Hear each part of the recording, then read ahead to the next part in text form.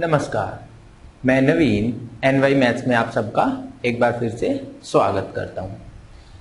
आज हमारा limit and continuity का लेक्चर नंबर 8 है और आज हम करने वाले हैं सैंडविच थ्योरम।